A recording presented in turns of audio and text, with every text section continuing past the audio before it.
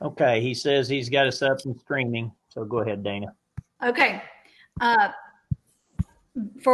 want to go ahead and call to order our April regular meeting of the Fountain Lake School Board. And I would say before we get started, this is anything but regular. So for those of you who might be watching on live stream, we're glad you could join us. We're all here and attending remotely from our homes due to the current COVID-19 restrictions on everybody. So this is a first for most of us board members. You'll have to bear with us. We might get it wrong a time or two, but we're glad you're here tonight. The first thing I want to remind board members before we get started is to, if you've got your cell phone handy or whatever, be sure you turn that on silent so we don't have any phones ringing in the background. And if you're not going to be speaking during the meeting, you can feel free to just mute yourself, unmute if you want to make a comment. Dr. Murphy is presenting, so you should be able to see our agenda. And the first thing on our agenda are the consent agenda items, which we have had some time to look over: the monthly bills, the board meeting minutes from last month, and the memorandum of understanding with our ALE partner, Arch Ford. So if there are no questions from board members, we are going to consider all of those items approved by unanimous consent. And we're going to move to item 2 on our agenda. Do any of the board members have comments at this time? Does anybody have anything they want to say? No board member comments? I got a question. Sure. Corey, on the bills, Murphy, are we going to keep paying all those bills regular, like the janitorial services and stuff like that? Will that all stay the same with this not being in session? Yeah, I believe the contract would be the same. They're trying to move into summer cleaning early. I am going to defer that question to Hayden because he works more closely with David's janitorial in that regard. Hayden, can you address that question, please? Yeah, so what we're doing with David's is pretty much going to be starting our summer routine here starting next week.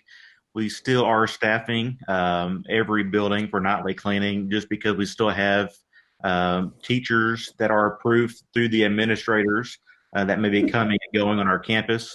They start all their outside cleaning, windows, things like that. So they're staying busy throughout the day. All the rugs on campus are getting pulled, brought to the PE gym, start their cleaning. So yes, they're still staying staffed. We're still paying them.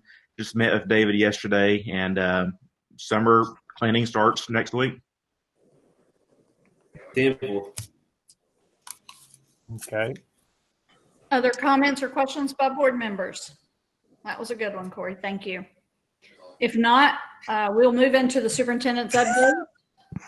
Dr. Murphy? A couple of items there. If you look at superintendent's update in letter A, I've listed for your review just monthly expenditures as far as expenditure report. I'll kind of blow that up so anyone can kind of take a quick look at that. You can see year-to-date collections at $8.3 million.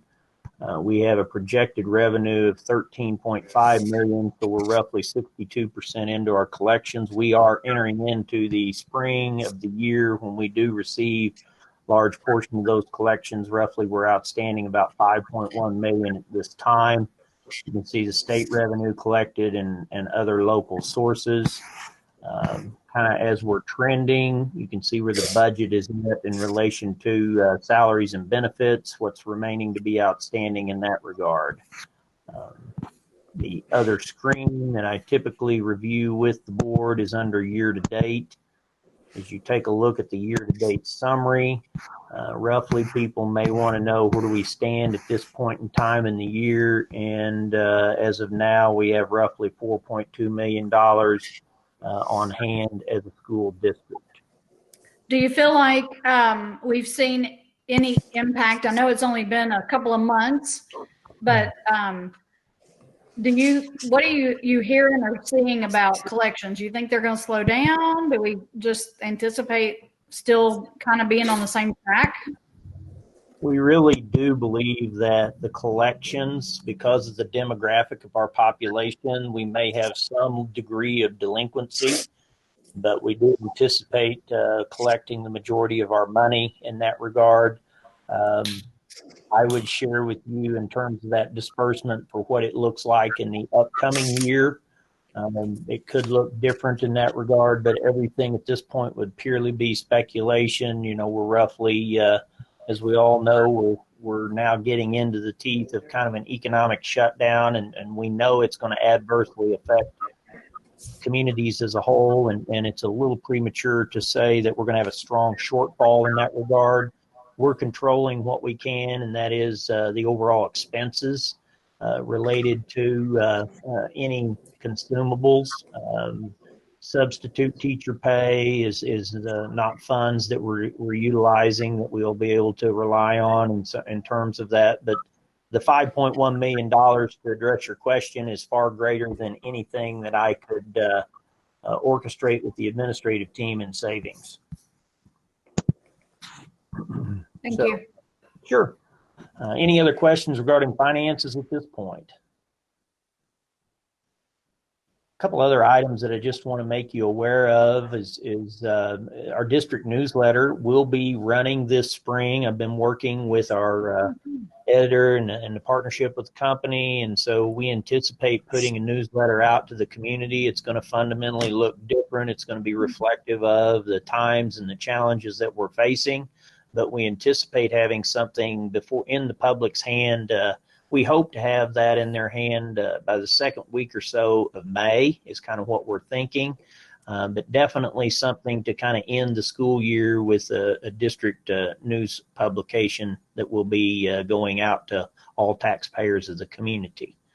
The other item that I would mention is appreciate the board's support. The health services grant has been submitted, and it was submitted on time.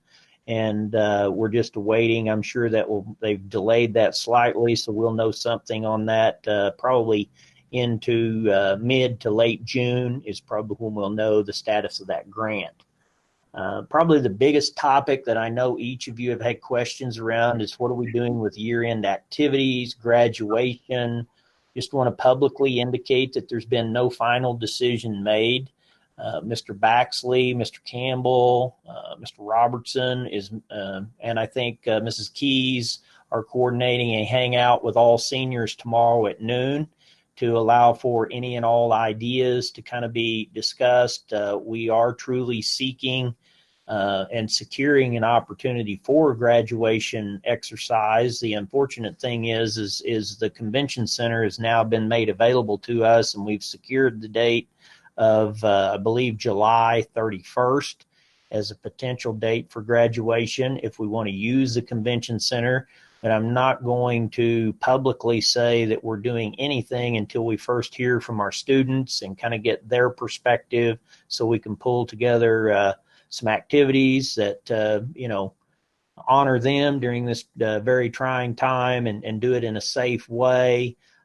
There's been other conversations as I've talked to superintendents within the county of potentially a virtual recognition coinciding a traditional graduation. So we're going to begin to pull the information needed together to make a final decision on that. It is definitely postponed. All spring related activities are postponed, but we have not moved into a degree of canceling them at this time. Is there any board member questions pertaining to year-end activities or graduation? No, but I'm glad you're looking at potential dates. I think that's important. I mean, and obviously it's going to depend on when the governor says we can gather in groups of 10 or larger. Correct. But yeah, I would like to see them be able to have a ceremony if possible. Yeah, our goal is to make that an opportunity. We know that the further you push that date back, the level of participation might be down slightly, but we still feel like we owe that opportunity to our seniors for those that want to participate. So, but here again, we do want to hear from the students and kind of come, hear what they have to say. I think our principals, Mr. Campbell, they've all got some ideas around this topic. And I think they need to have that dialogue first, and then we need to formulate a plan. Any other comments or questions regarding year-end activities? I'll turn it over then to Director of Instructional Services, Stephen Campbell. I'd like for him to kind of address, we spent, I want to thank our leadership team. I want to thank Mr. Campbell and everyone for what I feel is putting together a very relevant document for the Board of Education to have an understanding of what we expect of our students and what we expect of our staff. And this can be kind of a go-to document for you as a board member and a framework for our staff to utilize and our community at large. So I'm going to turn it over to Mr. Campbell and allow for him to kind of discuss this. And Campbell, I'm going to go ahead and open up this document, and you and the principals can kind of speak to the document, please.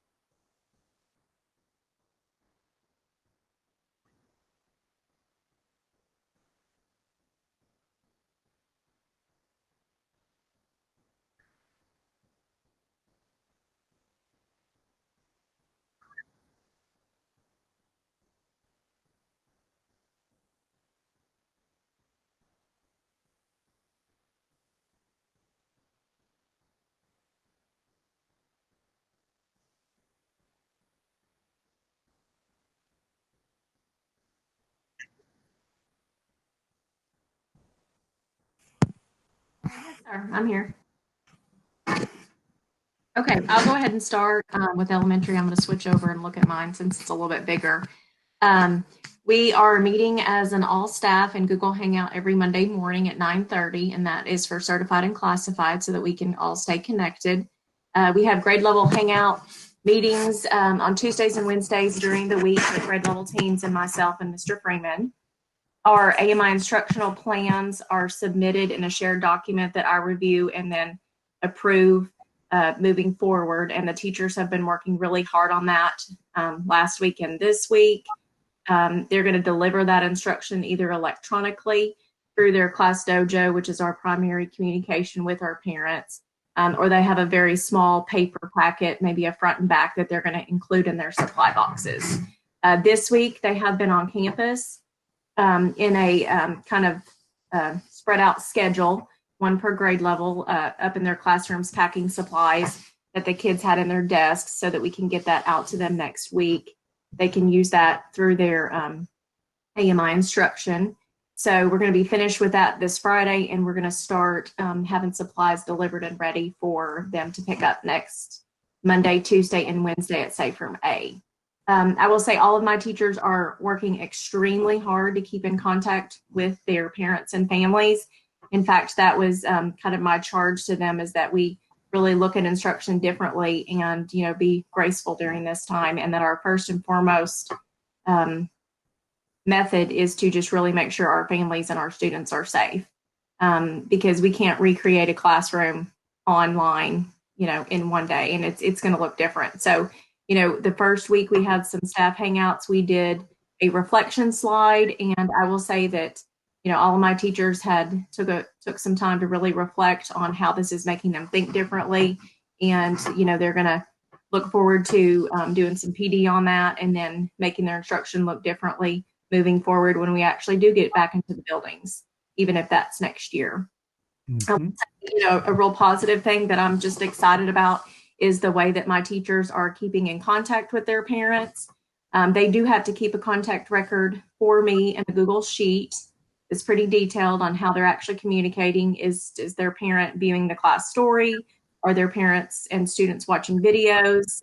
Probably 80% of mine are doing Google Hangouts or Zooms with their little kids.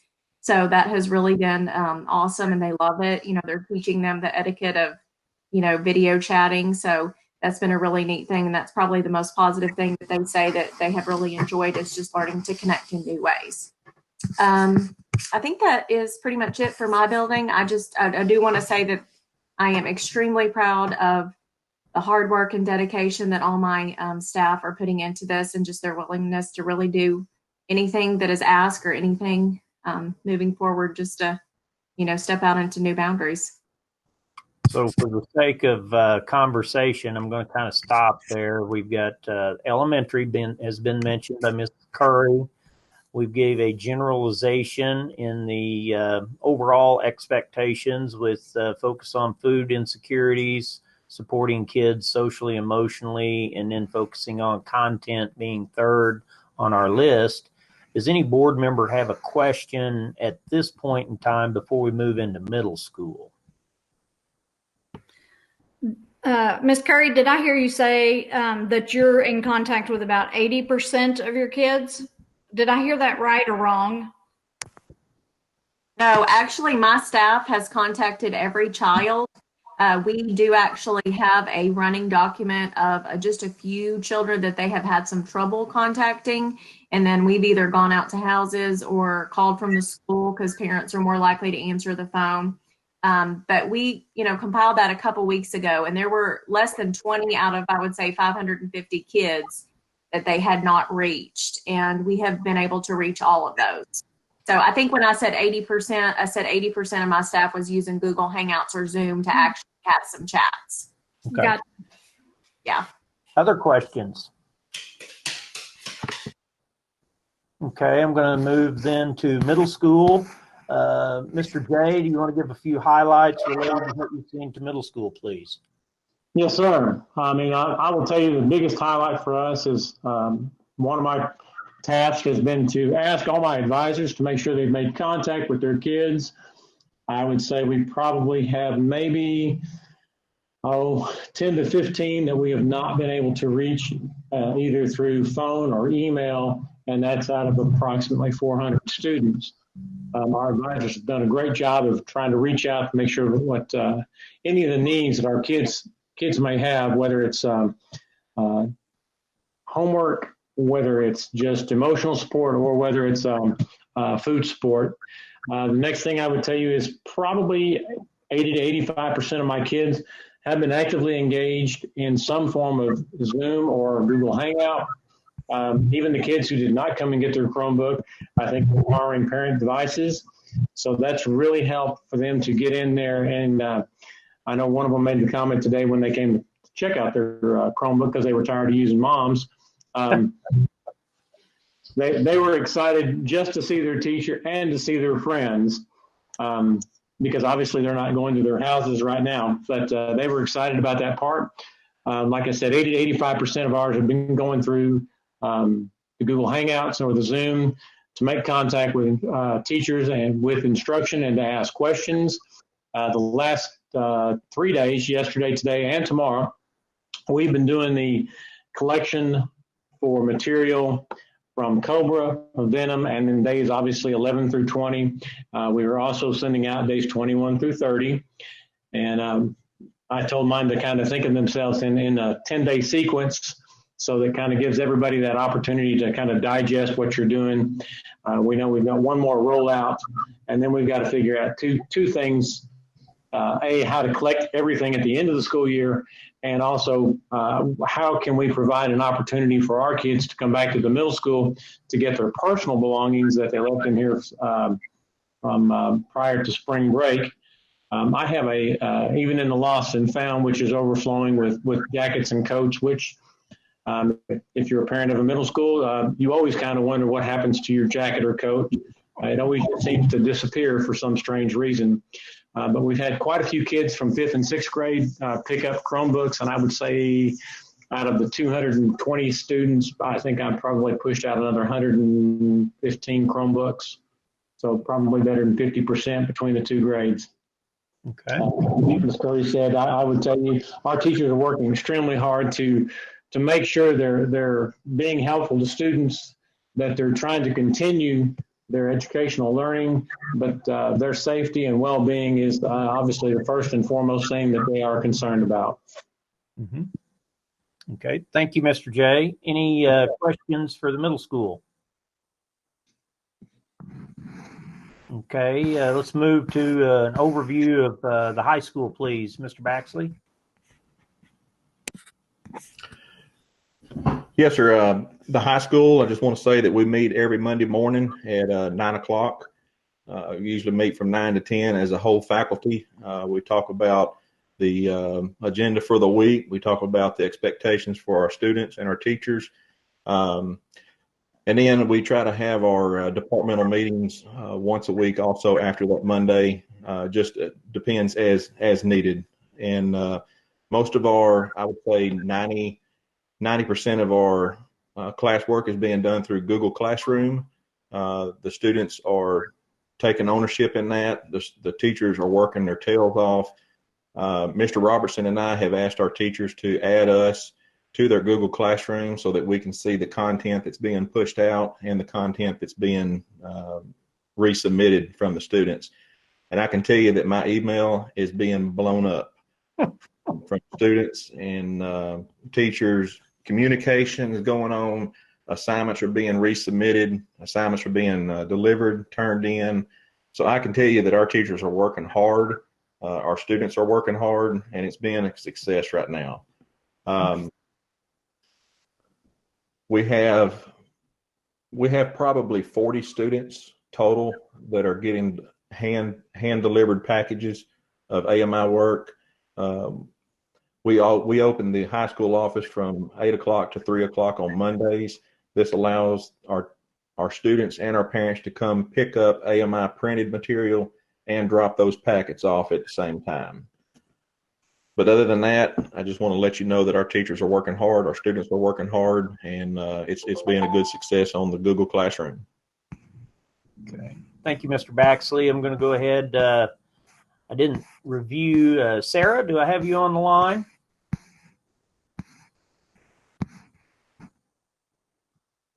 She had already left our meeting, Doctor, when we asked for the folks to be here with us, so Okay. she may not have realized that. Where I do know, speaking on her behalf, that they have been having an enormous amount of continuation of end of the year evals and a lot of work occurring in that area. She did highlight today the success we were having with some teletherapy, and she wanted that to be echoed as well. So even our special ed department is continuing to try to perform services to the best of their ability. Is there anything, Mr. Campbell, you'd want to add to that before we move into the DESE document?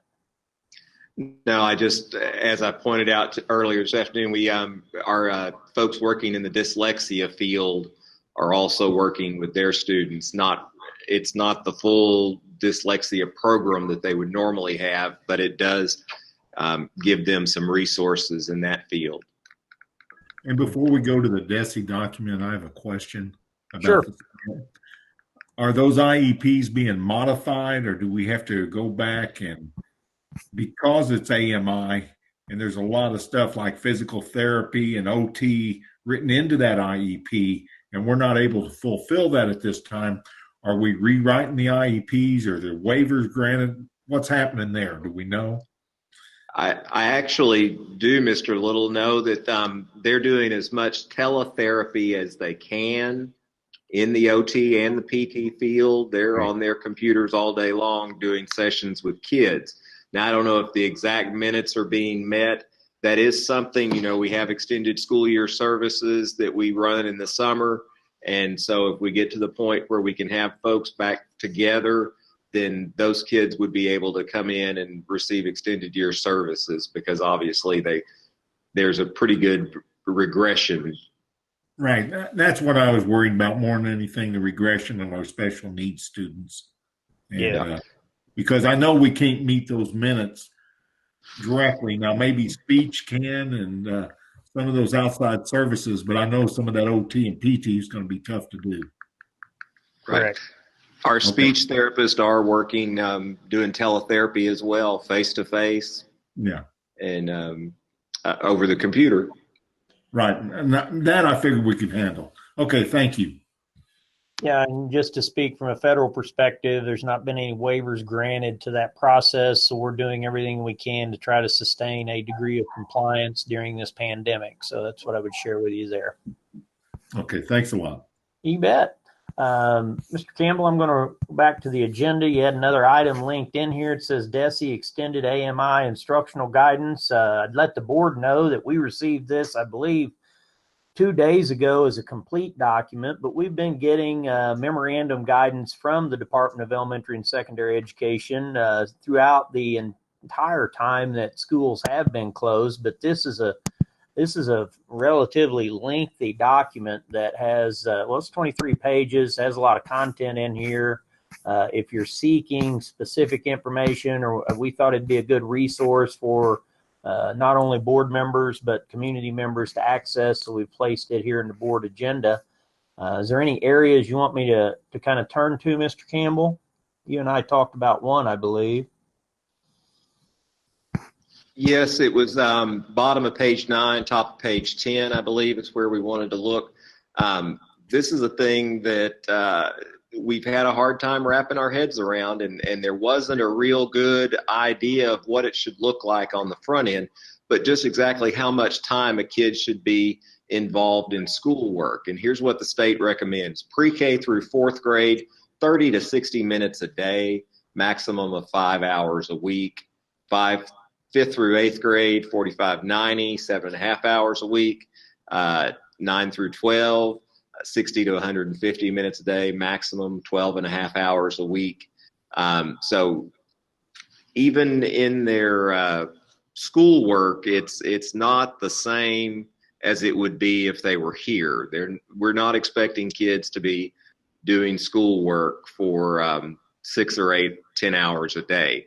If a kid is doing schoolwork for 6 or 8 or 10 hours a day at this point, now at the beginning, after those first couple of weeks, that AMI phase 2, I think we probably in some cases tried to recreate school at home. We went from worksheets because it was a snow day to, oh my goodness, we're out of school. We've got to do school at home. And so it may have been a little heavy during that AMI phase 2. We began kicking these numbers around with folks right after or right during the beginning of spring break so they could kind of wrap their head around that, because teachers felt like kids ought to be doing something all day long because they're at school all day long. And, it shouldn't be that way for kids. There's, if you've got 5 kids at home and they're all trying to get on the Wi-Fi at the same time and they're all trying to Zoom in the same meeting, and dad's working from home too, and he needs to have a conference call, and mom's on Facebook. Well, you've eaten up all your bandwidth, or mom's in a conference call and dad's on Facebook. You've eaten up all your bandwidth in no time, and things are running real slow. So we've got to be realistic about what school looks like when you're at home, particularly in the midst of a pandemic. Correct. Thank you, sir. Is there any other comments? I noticed you also have professional development linked in. I did. One of the things in this guidance, they are allowing us to begin to think about professional development for next year, and the fact that we could begin after May 1st. If we want to assign some folks some professional development activities during these contract days down to the end of the school year, that those days, those hours can count toward next year's total. And we'll be looking at that and considering that going forward, but we will assign folks what to do. We don't want them sitting on the Arkansas Ideas portal and just doing PD all day long and think they have all their hours done. So we'll direct them towards some of that as we go forward. Wanted to share that. And then we have planned to have the Readers Writers Workshop folks here this summer. At this point, it may be virtual on their part. They're housed in New York and they may or may not be able to come here. Additionally, we don't know if our folks can come in here. And then if they're doing it remotely, are we going to allow our folks to do it remotely if we can get them all together? So a lot of questions on what the summer looks like, let alone where we end up come August. We still don't have a real good idea about that. And we'll just have to wait and see. Okay. Any other comments that you'd like to add? Any questions from any board members regarding we wanted to spend some time there because we know that you've been getting some questions. Hopefully you found that to be a beneficial document, but is there any questions you have on the instructional side before we shift to the support service side? Any board members? I just want to say thanks to the administration and our principals and their staffs, because that's a hard thing to just be thrown into like this. I mean, I can't imagine, you do see these moms and dads on Facebook and they're all making memes about how hard it is to be a homeschool teacher, because really, parents weren't ready for that. And I know teachers weren't ready for that. So I think you've done an excellent job in how you've structured. I'm impressed with how you're, putting together your AMI plan so that school can continue in some form or fashion. I mean, it's not going to look like it normally does, but hopefully the fall teachers won't have to go back so far to bring the kids back up. Right. So I really appreciate y'all. I want to echo those sentiments. I think for the administrators and the teachers, that work is much harder than what we think.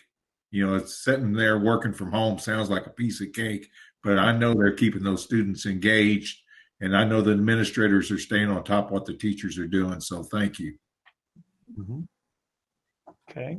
All right. No other comments. We'll move to item F, Director of Support Services. Mr. Fusilier, do you want to kind of address the items there that you have listed? Yes, sir. One thing I'll start with, back to Corey's comment earlier uh, about janitorial services. We are keeping tabs on our FEMA Cat B reimbursements. This is a link I did get from Bo, and kind of all schools are keeping up with any items that we are having to spend on because of COVID-19. And let me switch over here to my chart. Just in building, fogging, and deep cleaning, we spent around $7,300 that we're hoping to get reimbursed on. So that is one of the qualifiers for the reimbursement. So that'll help out there on some of those expenses. Mm-hmm. Moving to the food service side, we selected a new Chartwell's director. This was back during spring break. Michelle DeMarco's last day was around the March 19th, 20th timeframe. Jason Kuhn, who is the Chartwell's district manager for our area, held interviews over spring break and made the decision to promote Dakota Malone. And she's very excited. We believe Dakota is going to do an excellent job for us, very inspired, and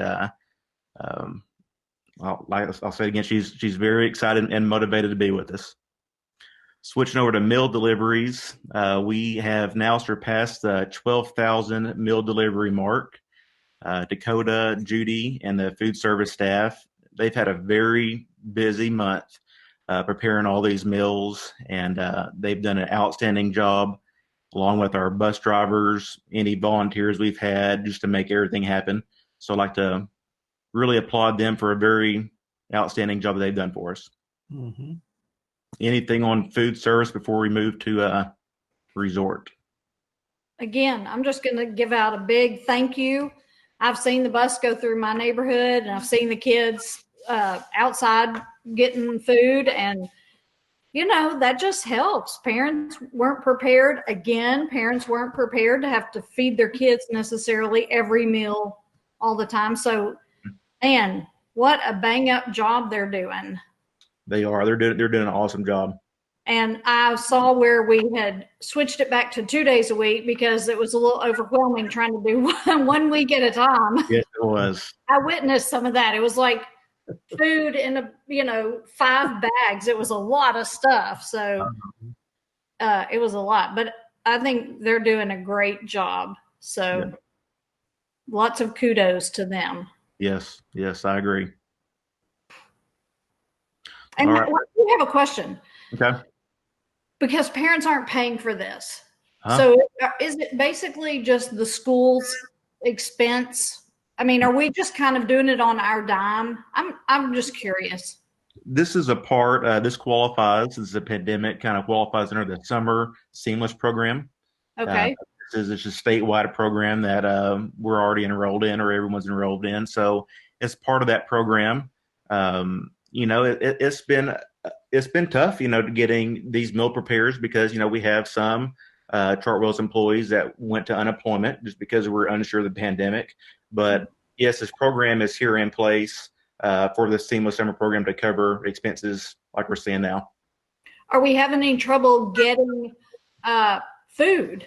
Because, you're starting to hear about some of these like meat packing plants and places that are having to close down, or are we seeing an interruption in the food supply?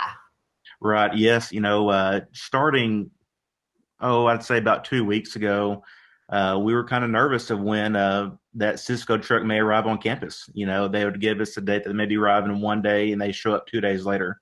Mm-hmm. So it's always a really big concern. I know a lot of our staff and volunteers say, when are we going to roll buses again? And we're always sitting there questioning, when's that 18-wheeler going to arrive with food on it? So it's been kind of tough to judge when the commodities are coming. So food insecurities have been an issue for us.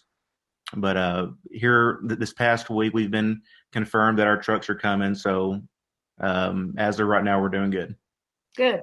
I might jump in and echo in terms of the Seamless Summer Program. It's covering all of the cost of the food in that process. And so it's a very honestly a pretty minimal expense, even though we are serving this number of meals in this fashion. The program that it qualifies under pretty much we're looking at some labor cost, which we're allowing our paras to come in and help. We're using volunteers.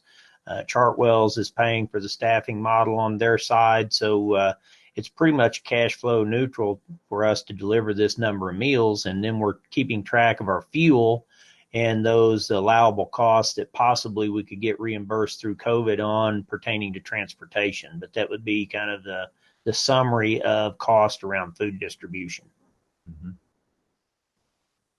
Thank you. You're welcome. We're moving on down here. Resort cable internet. Dr. Murphy, you want to pull that link up for us? Sure. And most of y'all have already may have read this already. This was our Facebook communication that went back out on the 14th. Us, along with Lake Hamilton, Hot Springs School District, we're the three schools kind of that have partnered with the resort. We really evaluated many options. The hotspot route was a way we originally wanted to go. We were on the list with Compete, which is a pretty global program with pushing out hotspots that are filtered to students statewide, US-wide, and the wait time was about 3 weeks.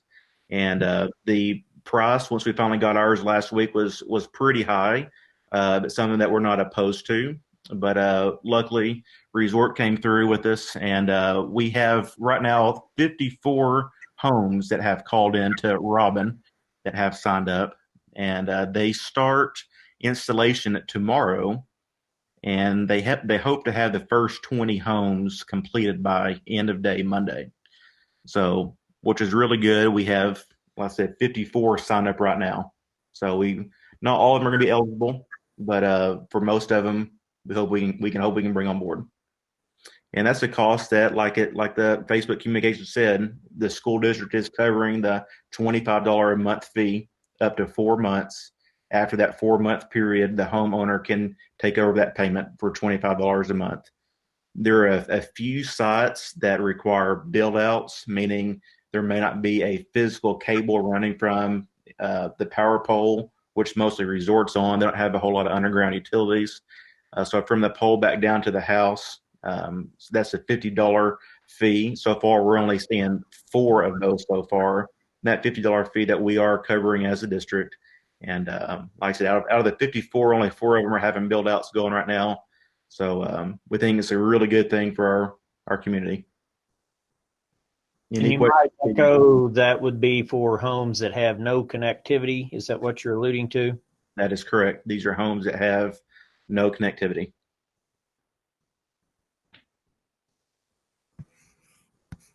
All right, moving on down. Phone system. During this pandemic, we have been really evaluating many things that work well when we're on campus. But we start thinking of how we can extend some of these services when we're away from campus. Our current phone system, I know Dana and I and John met back maybe 6 months back now. A very good phone system, works well, 0 complaints. But again, just trying to think of how to expand on this where it's more of a unified communications when you're at school, on the road, or at home as well. We have chosen to go with 3CX. 3CX is one of the leaders in the voice communication world. We're going to be the first school in the state that has gone to this platform as a hosted platform. So that's pretty exciting there. And kind of what does that mean for us for being hosted? Instead of us installing servers on campus to run our phone systems, we're purchasing a server on Amazon, or what we call AWS. And this is going to allow us to have unified communications on campus or off campus. The 3CX has a mobile app for Android, Google phones, or iOS, as well as an extension in the Google browser. For an example, if a phone call is placed at home on the app or the extension, It's going to look like it's coming from school. So it's going to have a 1700 number, and it's going to mask, or you can think of hide the employee's phone number, so it will not be shown to the parent or whoever they're calling. So we're pretty excited about that. One good thing about this is with the price that we're getting, we're going to be extending the 3CX platform to every certified teacher.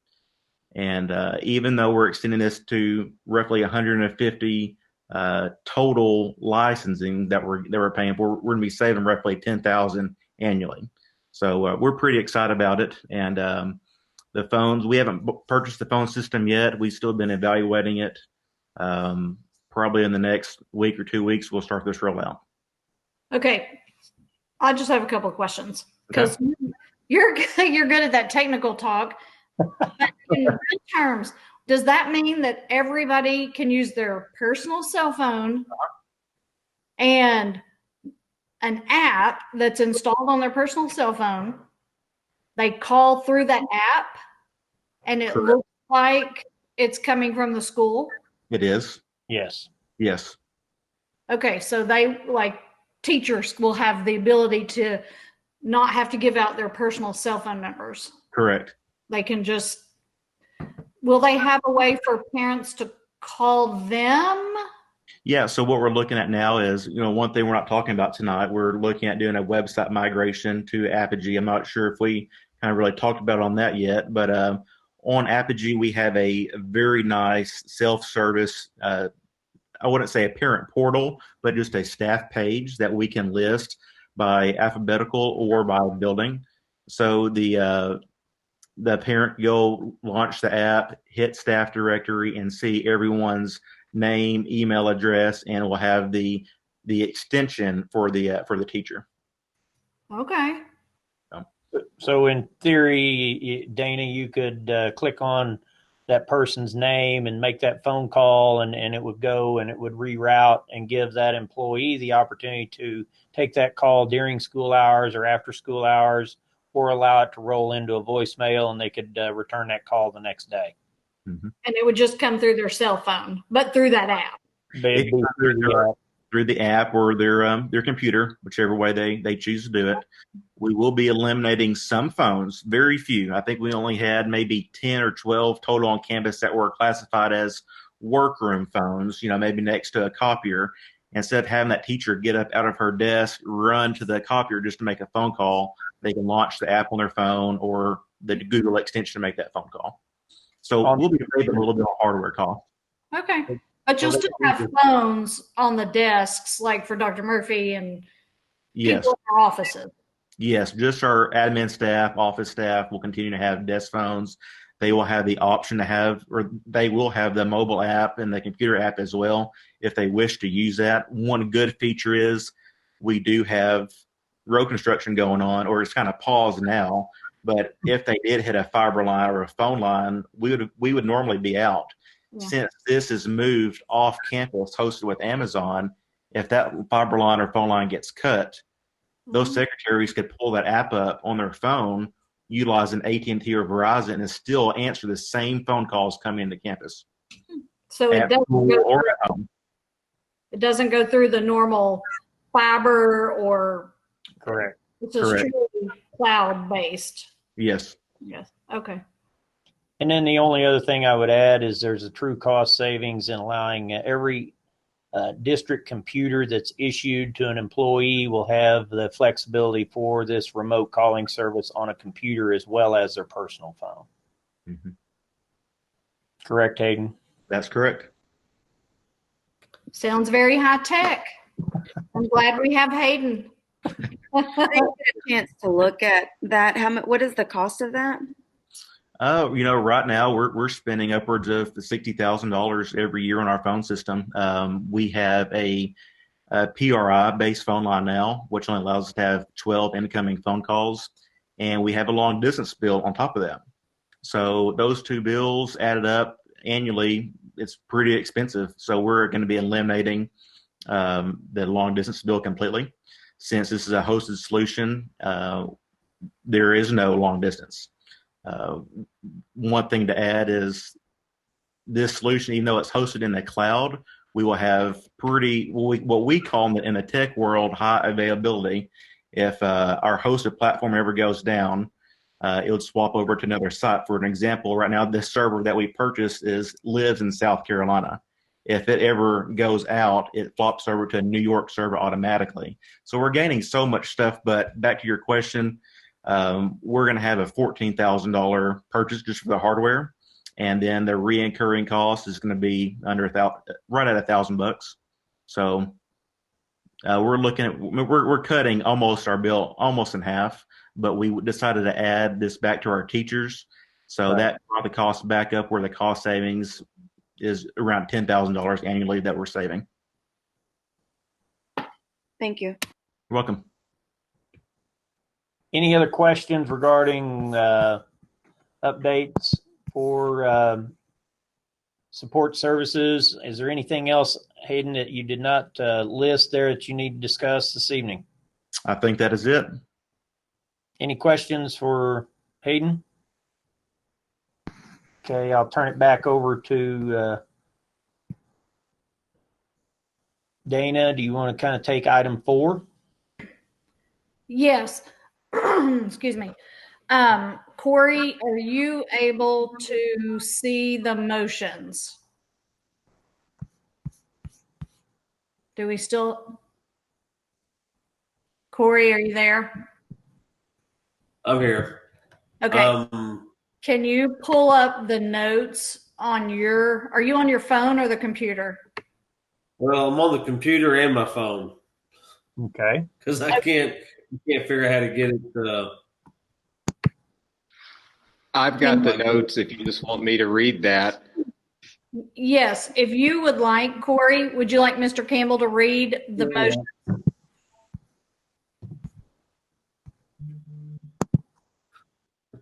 Did he say yes? I don't know. Corey? Yeah, that's fine. Okay. So, Mr. Campbell, would you read the first motion for us? Yes, ma'am. Motion to approve paying the full payroll for certified and classified staff for the month of May 2020. Okay, board members. So this motion, just like we did one in April, or for April, this would continue everyone's payroll as if they were working full time. And this is for, well, it's identical to the one we did for April. It just covers the month of May because at the time we didn't know we were going to be gone in May. So do y'all have any questions about this motion?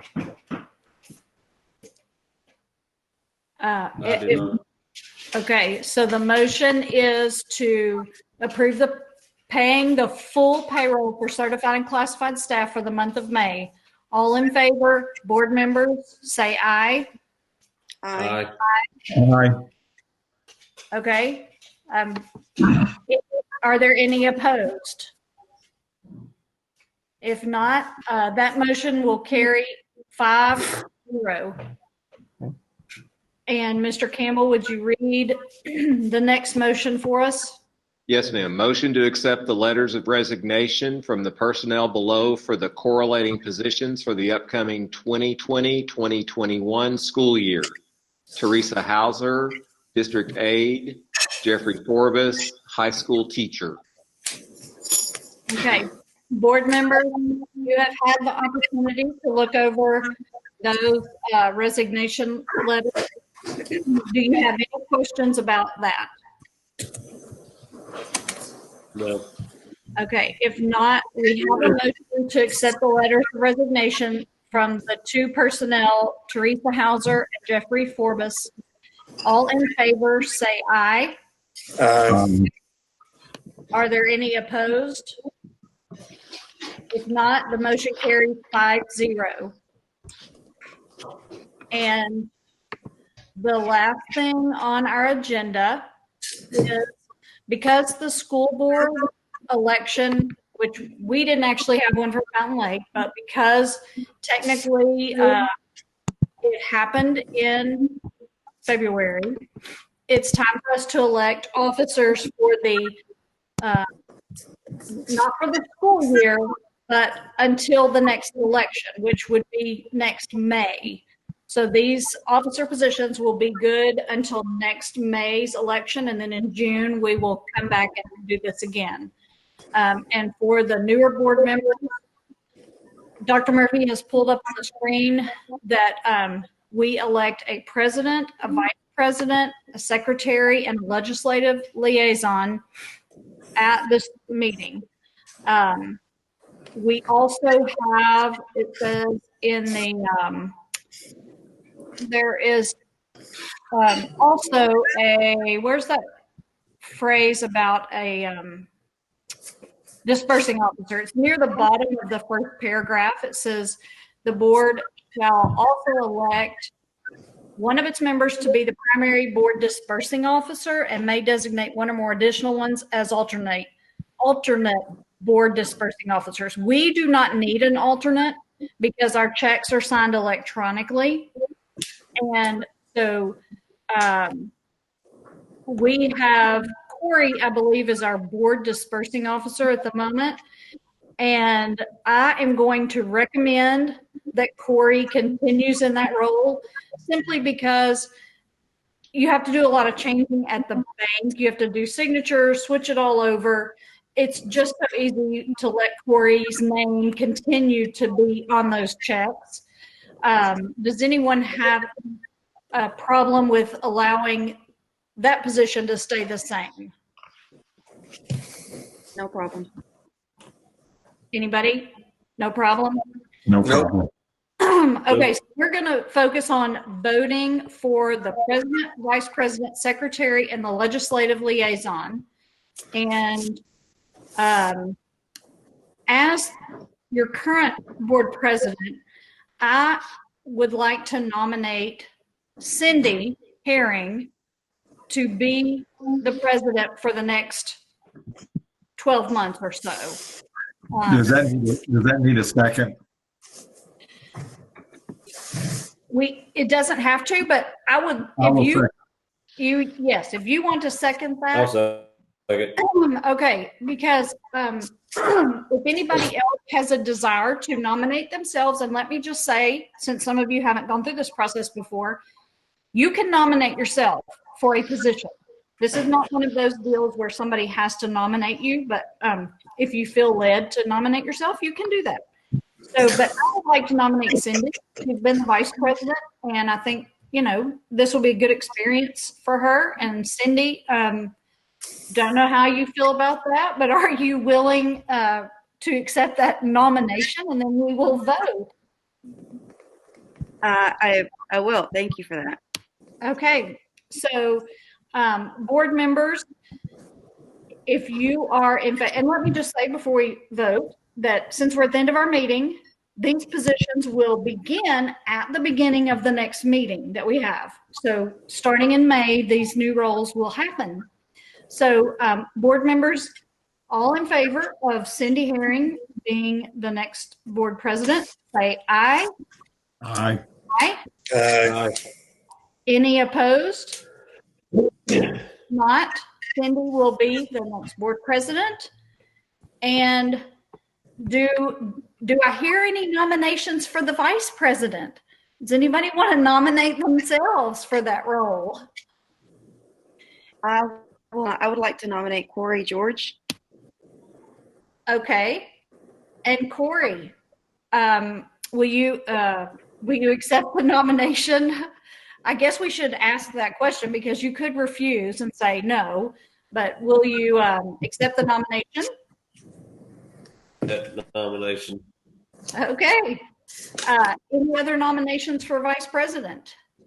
If not, board members, all in favor of Corey George being the vice president, say aye. Aye. Aye. Any opposed? If not, Corey, you are now going to serve as the vice president, as well as continuing to be the dispersing officer. For the office of secretary, which is the position Corey held up until now. I'll nominate Brian Lambert. Brian? Okay, Brian, are you interested? You want to consider yourself a secretary role, and that is the person who is in charge of reading the minutes, reading the motions at the meeting, And again, you'll have documents that you have to sign as the secretary of the board. If there are no other nominations, then board members, all in favor of Brian Lambert being secretary, say aye. Aye. Aye. No, didn't hear any. Are there any opposed? Okay, Brian, you are going to be the secretary. And I believe our current legislative liaison is Lloyd. Is that correct? I'm the Arkansas School Board delegate. You're the delegate? Right. Well, I would like to nominate you as the legislative liaison. Is that something?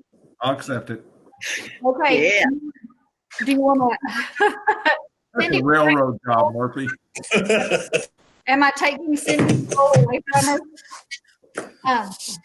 Anyway, that's just you can kind of keep the board up to date on anything you hear that's going on in the legislature. Of course, we're all listening to Governor Hutchinson every day now, so we're kind of all staying in the loop on that. But if board members for Lloyd, if you want to vote for him to be the legislative liaison, then say aye.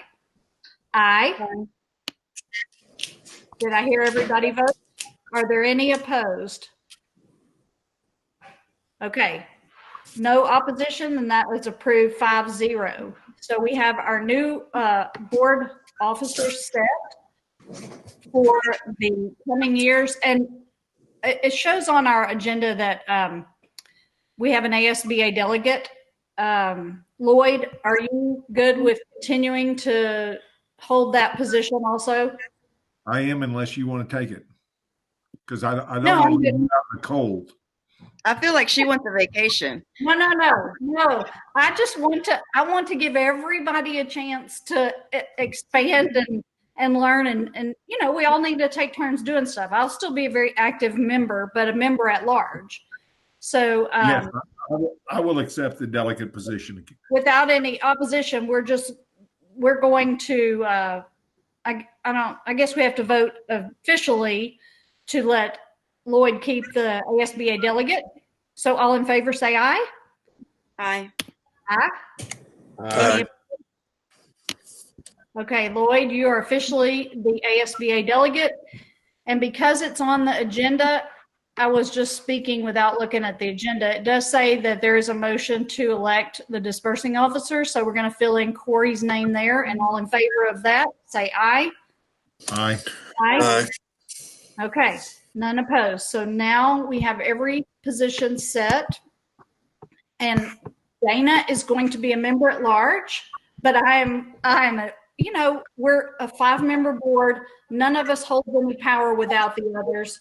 So this is a formality where it keeps order in our meetings and in our structure, but we all hold equal power. So I appreciate all of y'all stepping into these new roles and, learning some new stuff about school board duties and responsibilities. So hey, I want to thank you for your years of serving as the president.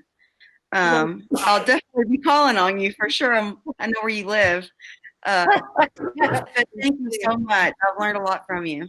Well, good. And I'm still going to be around. I've got a few more years on my term this term anyway. So, I'm glad to be of service. And so I'm happy that you're stepping into that role. And since you're my neighbor, I can always give you tips and tricks. So yeah. This is the conclusion of our meeting. So unless there are any other comments, Dr. Murphy or board members, anybody have anything? No. I want to thank y'all for attending remotely. Thank you, administrators, for being here and for those watching online. And we are going to officially adjourn our meeting. And hopefully in May, we will get to be in person. That would be great.